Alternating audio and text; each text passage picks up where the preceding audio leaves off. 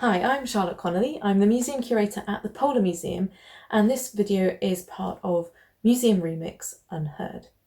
The object I'm going to tell you about today is a typewriter, and on the face of it, it's a fairly standard 1930s typewriter called a Remington Home Portable.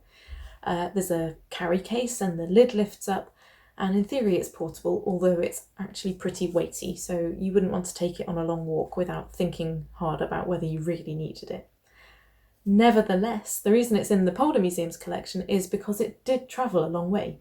It was used as part of the British East Greenland expedition of 1935 to 36, and it was used by a woman called Phyllis Wager.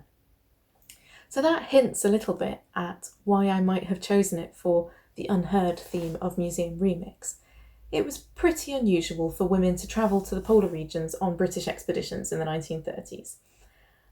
So to give you a bit more background, Phyllis was travelling with her husband, Lawrence, on an expedition which also, as it happens, included Hal Wager, Lawrence's brother, and Hal's wife, Kit, who travelled as assistant botanist.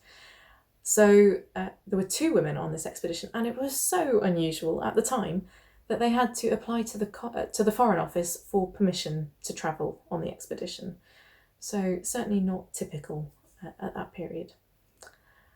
So off they went to East Greenland, and they went to a place in the very far northeast of Greenland, and on the way they picked up two families of Inuit people who travelled with them to stay at their base camp while they were there. So those two Inuit families also had women. Presumably they didn't have to ask permission in the same way. And they took with them things like kayaks and sledges, but also, of course, their very wide breadth of knowledge about living and working in the Arctic.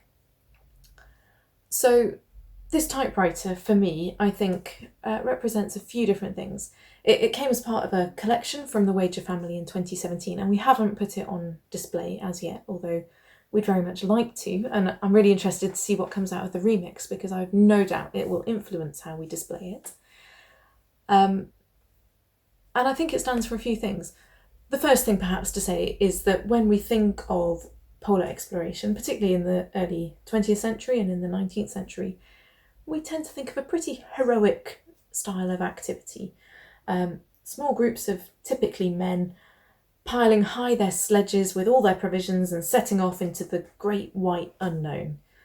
And this typewriter sort of reveals that maybe that's not quite how it works, and that maybe you have to be a bit more methodical about what you're doing and how you're writing up your reports. And it's not just about reaching the furthest or the highest, but it's a planned scientific expedition, which of course the earlier ones were as well, but that's not necessarily the picture we get from that. So I think it challenges conventional views in that way. Another thing I think the typewriter does is it makes you stop and think about what was written on it, what was it used for?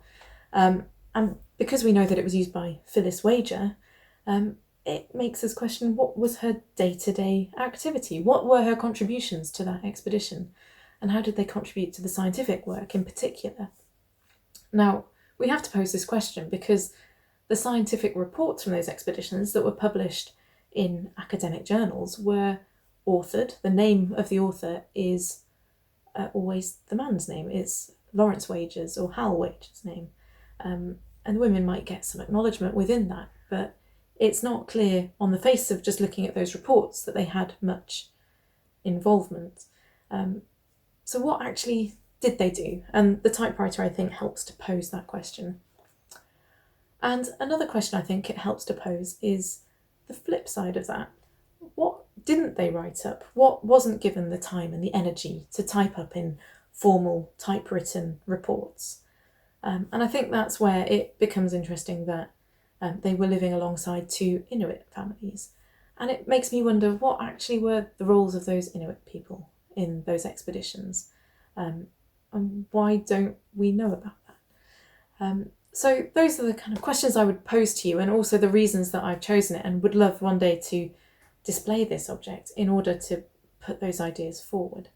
Of course, museum labels are quite blunt tools. They typically only contain 50 to 100 words in which you can make something like 3 to 5 quite succinct points. So we always have to be selective. So I'm really, really interested to see what you come up with. And of course, it's entirely up to you.